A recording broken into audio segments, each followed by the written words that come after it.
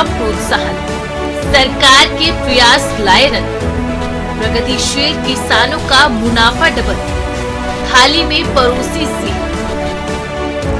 किसी भी देश और प्रदेश की प्रगति की रीढ़ होता है अन्नदाता। अगर प्रदेश का किसान खुशहाल होगा तो प्रदेश के विकास की गति में चार चांद लगा देगा। यही सबसे बड़ा कारण है कि चाहे बात खेती की हो या फिर आर्थिक मजबूती की, हमारे हरियाणा का नाम देश में गर्व से लिया जाता है। हरियाणा की नायब सरकार भी आधुनिकता के इस दौर में प्रदेश के किसानों की प्रगति के लिए हर पल काम करती है। सरकार की ओर से चलाई जा रही योजनाएं भी किसानों के लिए वरदान साबित हो रही है। प्रदेश के किसान परंपरागत खेती को छोड़कर अब बागवानी की ओर रुख कर रहे हैं, जिससे उनकी आमदनी में तो इजाफा हुआ ही, दूसरी ओर सिंचाई के दौरान पानी की बचत के साथ ही भूमि की उपजाऊ क्षमता में भी बढ़ोतरी हुई। महेंद्रगढ़ के कनीना निवासी प्रगतिशील किसान कुलदीप यादव भी इन्हीं खुशहाल किसानों में से एक है, जिन्होंने सरकार की योजनाओं का लाभ लेकर बागवानी खेती के क्षेत्र में कीर्तिमान रचा है। कनीना निवासी प्रगतिशील किसान कुलदीप यादव ने 4 एकड़ में अमरूद, नींबू और मौसमी का बाग 4 साल पूर्व लगाया था, जो अब खूब फल दे रहा है। प्रगतिशील किसान कुलदीप यादव ने बताया कि उन्होंने मौसमी, अमरूद और कागजी नींबू की वैरायटी के 150 पौधे प्रति एकड़ में 4 साल पूर्व लगाए थे। बाग लगाने में 40,000 रुपए प्रति एकड़ की लागत आई थी। हरियाणा सरकार से 8,000 रुपए प्रति एकड़ का अनुदान मिला। इस समय हरियाणा सरकार किसानों को 40,000 रुपए प्रति एकड़ अनुदान दे रही है। मैंने 4 एकड़ में बागवानी कर रखी है, जिसमें से 2 एकड़ में अमरूद, 1 एकड़ में मौसमी और 1 एकड़ में मछली फार्म। तो आपने ये पौधे कब लगाए थे और कितनी संख्या में पौधे लगाए थे और क्या लागत आई थी? मैंने जी ये पौधे 4 साल पहले लगाए थे। इन पर 1 एकड़ में 40,000 रुपए की लागत आई थी, जो कि 1 एकड़ में 150 पौधे लगाए थे अमरूद के। तो उसमें हरियाणा सरकार से कितना अनुदान मिला था? हरियाणा सरकार से 1 एकड़ पर लगभग 10,000 रुपए मिले थे जी। तो उसमें आपने फिर फसल इसमें इंटरक्रॉप में भी की थी? इसमें जी 2 साल हमने फसल बोई थी, उसके बाद अब पौधे बड़े हो गए हैं, अब फसल नहीं बोई जा रही। तो अब आपको क्या आमदनी हो जाती है और क्या लागत आती है आपकी प्रति वर्ष? अब जी हमारे ऊपर लागत आ जाती तकरीबन 50,000 रुपए के करीब 1 एकड़ पर लागत आ जाती है, जिसमें पौधों की नड़ाई, गुड़ाई और गौशाला से खाद लेके आते हैं, तो ये लागत आ जाती है जी। आमदनी की बात करें तो कितनी हो जाती है? आमदनी जी अभी पौधे छोटे हैं, तकरीबन आमदनी की 1 साल के अंदर 1 एकड़ लाख से 1.25 लाख रुपए आमदनी हो जाती है।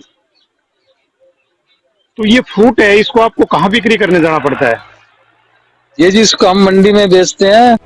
किसान कुलदीप यादव की ओर से दी गई जानकारी के मुताबिक ये तो तय है कि फल सब्जियों की खेती पारंपरिक खेती के मुकाबले किसानों के लिए अधिक फायदेमंद साबित हो रही है। बागवानी विभाग किसानों को समय समय पर जहां बागवानी खेती के लिए शिक्षित करता है, तो साथ ही जो किसान अपने खेत में जैविक उर्वरकों का छिड़काव करना चाहते हैं, उसके लिए प्रोत्साहन भी देता है। प्रगतिशील किसान कुलदीप यादव ने जानकारी देते हुए बताया कि बागवानी खेती के दौरान पौधों को कीड़ों से बचाने के लिए नीम, धतूरा और आक का खोल बनाया जाता है और पौधों पर स्प्रे किया जाता है। जब इसके अंदर कीड़े की शिकायत हो जाती है तो इसके अंदर देसी वो डालते हैं जी। उसमें क्या क्या इस्तेमाल करते हैं आप? इसमें जी हम नीम के पत्ते और आक के पत्ते, छाय, खड़ ये यूज करते हैं जी। तो उसको हर पौधे में देते हैं? फिर हर पौधे में देते हैं और स्प्रे भी करते हैं जी नीम की जी। साथ ही बागवानी खेती के दौरान किसान प्राकृतिक तरीके से तैयार खाद का उपयोग करते हैं। इस कंपोस्ट में गाय का गोबर, सूखे पत्ते, फल और सब्जियों का वेस्ट शामिल होता है। इस खाद के उपयोग से जहां एक ओर पैदावार तो अच्छी होती है, तो दूसरी ओर जमीन की उपजाऊ क्षमता भी बढ़ती है। हम इसमें जी कुड़ली के खाद का इस्तेमाल करते हैं और इसके अंदर हम उसका करते हैं जो हमारे जो गौशाला से लेके आते हैं गायों का खाद, गौमूत्र वगैरह का। और इसके अंदर हम कोई पेस्टिसाइड नहीं डालते। आग, डाक, नीम और छाय वगैरह की स्प्रे करते हैं, केमिकल कुछ नहीं डालते जी। मतलब प्योर ऑर्गेनिक खेती करते हैं आप? ऑर्गेनिक खेती करते हैं जी। अगर कोई किसान बागवानी खेती करता है तो सरकार की ओर से कई योजनाएं और कार्यक्रम चलाए जाते हैं। किसानों को बुआई से लेकर बाजार में बिक्री तक सरकार हर फेज में सपोर्ट करती है। तुड़ाई के उपरांत किसान अपने फल, फूल, सब्जी जैसे उत्पाद कहां बेचेगा, उसके लिए भी सरकार इंफ्रास्ट्रक्चर मुहैया कराती है। प्रगतिशील किसान कुलदीप यादव बताते हैं कि बागवानी खेती में सिंचाई के दौरान पानी की लागत भी बेहद कम आती है। शुरुआती दौर में बुआई के बाद ड्रिप सिंचाई सिस्टम से सिंचाई की जाती है। जैसे जैसे पौधे बड़े होते हैं तो क्यारी बनाकर पौधों को पानी दिया जाता है। सर इसमें सिंचाई कैसे करते हैं आप? सिंचाई जी हम शुरू में तो इसमें से ड्रिप सिस्टम से करते थे, 2 साल तक ड्रिप सिस्टम से की। उसके बाद पौधे बड़े हो गए, फिर हमने उनको क्यारी बना के गड्ढे बनाकर बंद शुरू कर दिया जी।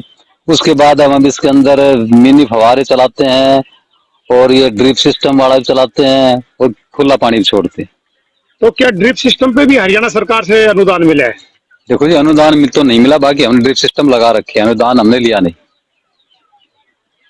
प्रगतिशील किसान ने बताया कि अब उनके पौधे खूब फल देने लग गए, जिसमें वह हर साल देसी खाद और जैविक खाद का इस्तेमाल करते हैं, जिसमें उनकी प्रति एकड़ 40,000 रुपए लागत आती है। वहीं फल की बिक्री होने से उनकी आमदनी करीब 1 से 1.5 लाख रुपए प्रति एकड़ के हिसाब से हो जाती है। उन्होंने बताया कि वह अपने बाग में किसी भी प्रकार के रासायनिक और केमिकल खाद का इस्तेमाल नहीं करते, जिससे उसके फलों की बिक्री बाग में ही हो जाती है। कुछ फल बच जाते हैं तो उन्हीं को लेकर ही मंडी में जाना पड़ता है। सौर ऊर्जा का प्रयोग आज के समय में तेजी से बढ़ रहा है। सौर ऊर्जा के प्रयोग से पर्यावरण को भी स्वच्छ एवं सुरक्षित रखा जा सकता है। सौर ऊर्जा से बिजली बनाने के लिए ही सोलर पैनल का उपयोग किया जाता है।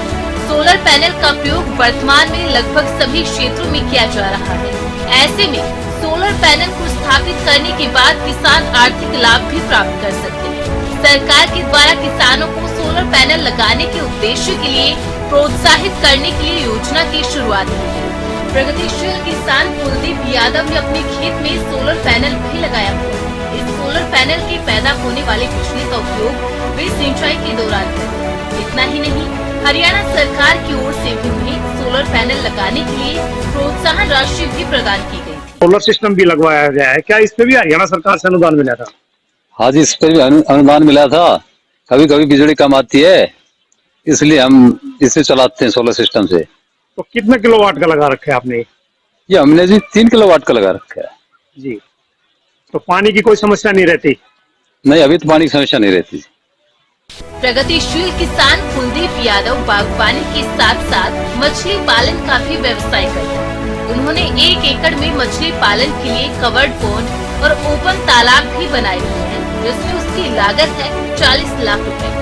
उस पर भी हरियाणा सरकार से उसे 50% अनुदान मिला था, जिससे उसे अच्छी आमदनी हो जाती।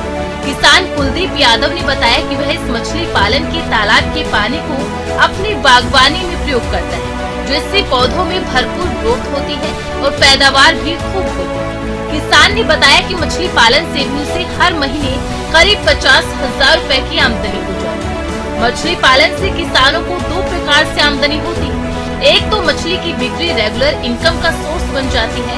1 एकड़ जल क्षेत्र में एक वर्ष में 5 लाख रुपए तक की आमदनी प्राप्त की जा सकती है। दूसरा, वेस्ट का उपयोग खाद के रूप में किया जा सकता है। सर ये जो आपने बागवानी के साथ साथ है मछली पालन का व्यवसाय जो कर रखा है, इसमें क्या लागत आई थी और कितनी जगह में आपने ये किया हुआ है? देखो जी, हमने 1 एकड़ में मछली पालन कर रखा है और इसके ऊपर तकरीबन 40-45 लाख रुपए की लागत आई थी। और क्या बनाया था उसमें आपने? उसमें हमने पक्के शेड बना रखे हैं 150 बाई 60 का, और कच्चे 2 बड़े बड़े पौंड हैं वो बना रखे हैं। कितनी क्षमता है इसकी? इसकी तकरीबन 1.25 लाख की क्षमता है मछलियों की। और इसमें अनुदान कितना मिला आपको हरियाणा सरकार से? अनुदान भी 50% के करीब अनुदान मिला है।